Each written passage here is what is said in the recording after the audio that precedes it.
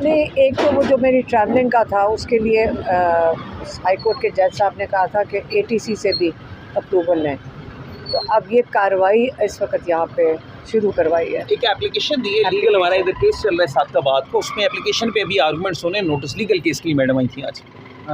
आपा ये बताइएगा, कल परसों से जो है ना बड़ी ख़बरें चल रही हैं मुज़ाकरात की। आपकी ख़ान साहब से मुलाकात हुई है, बैरिस्टर गौहर साहब भी आपके साथ मौजूद थे। उन्होंने कहा है कि ख़ान साहब ने किसी को मैंडेट दिया कि आप जाएं और शहबाज शरीफ हुकूमत से मुज़ाकरात करें। कोई इस तरह की कोई ख़बरें हैं? हमने मैंने गौहर साहब से बात की थी, क्योंकि इमरान खान ने हमारे सामने तो ऐसी कोई बात नहीं की थी। तो गौहर साहब ने ये नहीं कहा कि मैंने ये बात की है। तो मेरे ख्याल में ये गलत ख़बर चल रही है कि मुज़ाकरात करें शहबाज शरीफ से किस चीज़ के ऊपर। तो वो कहते हैं ये नहीं मैंने कहा था। पता नहीं, मुझे कोई कन्फ्यूजन ही है। वो गौहर साहब भी क्लियर कर सकते हैं कि ये बात उनके हवाले से की जा रही है।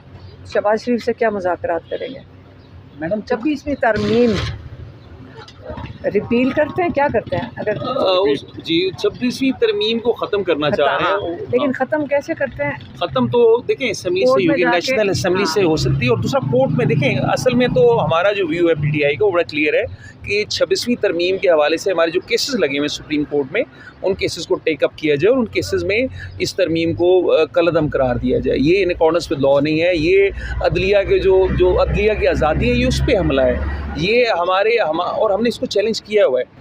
तो इसका अमेंडमेंट्स का देखिए, एक तो तरीक़ाकार ये कि असम्बली में जाएँ। असम्बली के हवाले से खान साहब की बड़ी जेन्युइन कंसर्न है। ये तो असम्बली जैली है, ये तो फॉर्म 47 वाले बैठे हुए हैं, ये तो 17 सीटों वाले उन्होंने बैठ के उठा के अमेंडमेंट्स कर दी, तो इनकी तो कोई कानूनी हैसियत नहीं है। हाँ, असम्बली में जाके अगर जेन्युइन जो मैंडेट है, जो लोग जीते हों लोग आएँ, वो इस पर वोटिंग करें और इसको कलअदम करार दे सकते हैं। सेकेंडली सुप्रीम कोर्ट भी ऑप्शन है, लेकिन सुप्रीम कोर्ट में जो बुनियादी बात है, जो बहुत अहम बात है, देखिए जो कॉन्स्टिट्यूशनल बेंच है वो क्रिएशन है 26th अमेंडमेंट का। हमारा कानून ये कहता है कि नो बॉडी कैन बी जज ऑफ हिज कॉज। अब वो खुद इस तरमीम की क्रिएशन है कॉन्स्टिट्यूशनल बेंच, वो तो ये नहीं सुन सकता। इसका सबसे अच्छा तरीक़ाकार है जो सुप्रीम कोर्ट थी उस वक्त, ये नए जजेस से पहले, नए जजेस के आने से पहले उस सुप्रीम कोर्ट पे मबनी जजेस का फुल बेंच बनाया जाए, वो फुल बेंच इस केस को सुने और डिसाइड करे। ये सबसे बेहतर तरीका और कानून के मुताबिक तरीका है, क्योंकि बाकी जजेस भी 26वीं तरमीम के नतीजे में आए हैं और कॉन्स्टिट्यूशनल बेंच भी 26वीं तरमीम के नतीजे में बनाए, तो वो खुद से किस तरह फैसला कर सकता है? उसका मेरा ख्याल है इस केस की हेयरिंग करना इन अकॉर्डेंस विद लॉ और प्रिंसिपल्स नहीं है। आपा ये भी कल से खबरें गर्दिश कर रही हैं कि ये जो बात अभी इन्होंने की है ना बैरिस्टर फैसल ने, कि अगर गौहर साहब बात करना चाहें शहबाज शरीफ से, और वो दो चीज़ें कर सकते हैं, उनसे मांग सकते हैं। एक कि 26वीं तरमीम ख़त्म करो क्योंकि फॉर्म 47 ने किया, और दूसरा सीटें वापस कर दो। मुझे तो नहीं और समझ आती क्या बात हो सकती है शहबाज शरीफ की हुकूमत से। तो इस वक्त तो जो सारे केसेस हैं उस पर बहुत असरात हुए हैं। इमरान खान कहते हैं कि इंसाफ का निज़ाम इस 26वीं तरमीम ने बिल्कुल ही दफन कर दिया है। पहले भी इसको असलहात की ज़रूरत थी, लेकिन अब तो बिल्कुल ही इसको दफन कर दिया है।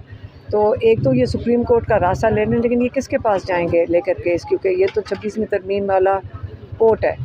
तो आगे लोग कहाँ से इंसाफ लेने जाएंगे, ये देखने वाली बात है। जब तक ये 26वीं तरमीम ख़त्म नहीं होती, जजेस को अपने जो उनको इंडिपेंडेंट और ऑटोनमस नहीं किया जाता, तब तक पाकिस्तानियों को भूल जाना चाहिए इंसाफ का निज़ाम दफन हो चुका है। मैडम 5 जजेस ने जो सुप्रीम कोर्ट को लिखा है, उनके जो है कल उनके नोट में ये भी था कि जब मुश्किल वक्त था तो हमारा नाम ये तारीख में लिखा जाएगा कि ये 5 जजेस जो है वो साथ खड़े हुए थे इंसाफ के लिए। उन 5 जजेस के बारे में क्या कहेंगी जो high court, Islamabad high court के, क्योंकि कल 5 का जो है वो साइन। अच्छा, मैं आपको बताऊँ, मैं तो कहूँगी कि पाकिस्तान के सारे जजेस खड़े हो जाएं और इंसाफ, ताकि वो सब का नाम तारीख़ में आए। क्योंकि याद रखें, आप अमर बिन मारूफ क्या आप हक़ के साथ और सच के साथ खड़े हो, क्या आप नहीं खड़े हो? ठीक है, तो जो खड़ा होगा वो भी याद रखा जाएगा, जो नहीं खड़ा वो भी याद रखा जाएगा। तो आपने इस वक्त उन लोगों ने, सारे जजेस ने फ़ैसला करना है कि आपने तारीख़ में सच के साथ खड़े होना है, या आपने अपने इंसाफ के निज़ाम को दफन करने में हिस्सा लेने वाले जजेस माने जाना है। और सूरह निसा की 135वीं जो आयत है ना, वो मेरे ख़्याल में यहाँ बाहर लगा लेनी चाहिए। और आप सारे मेरे ख़्याल में अब हम उसको ये ज़रा प्रमोट करते हैं, जजेस को सुनाते हैं, ताकि ये आइंदा के लिए इनको पता हो कि अल्लाह ताला की कितनी सख्त सज़ा है अगर वो इंसाफ ना दे सके।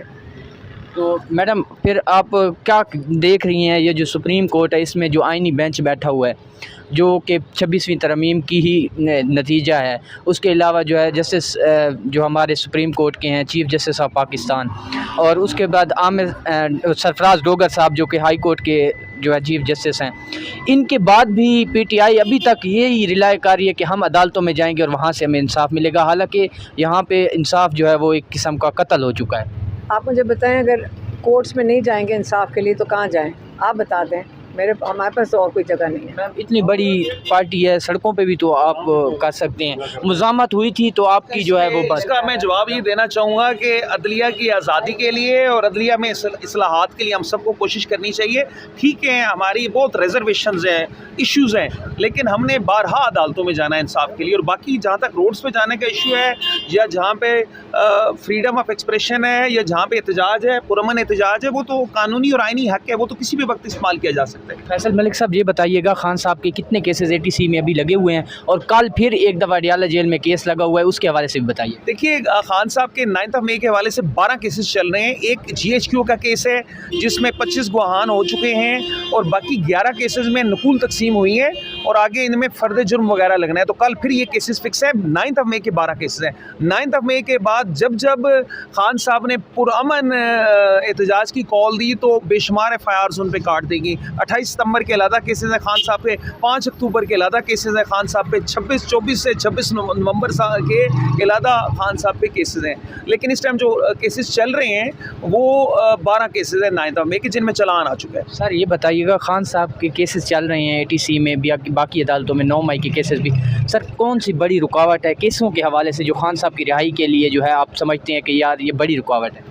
देखिए, खान साहब के केसेस अगर मेरिट पे चलें तो कतन कोई रुकावट नहीं है। अगर जजेज़ फ़ाइल पे मौजूद मवाद को देखें, शहादत को देखें, तो खान साहब के केसेस में तो खान साहब को तो with in weeks time in तमाम केसेस में बरी हो जाना चाहिए। बिल्कुल बेबुनियाद और बोगस केसेस हैं। और एक और अहम बात मैं कहना चाहूँगा, खान साहब ने बारहा एक बात की, और वो लीगल एंगल भी उसका है। लीगल एंगल क्या है? लीगल एंगल एविडेंस का है। खान साहब ये कहते हैं कि इन तमाम एलिगेशंस की, या इन तमाम अकरेंसेस की, जो कहते हैं 9 मई के अकरेंसेस हुए हैं, इन तमाम की CCTV फुटेज ली जाए, और CCTV फुटेज लेके उसको शहादत का हिस्सा बनाया जाए, उसमें देखा जाए कौन से लोग हैं, क्या हैं, और उसकी बुनियाद पे आगे प्रोसीड किया जाए।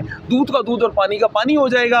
तो ये बड़ी लॉजिकल और लीगल बात खान साहब ने की है, और ये भी हमारा मुतालबा भी रहेगा ड्यूरिंग ट्रायल। बाकी जहाँ तक आपका ये कहना है कि क्या रुकावट है, मेरा ख्याल है अगर आइन और कानून के मुताबिक हिम्मत करके हौसले से इंसाफ किया जाए तो खान साहब फ़ौरन बाहर आ सकते हैं। बहुत शुक्रिया फैसल मलिक साहब हमारे साथ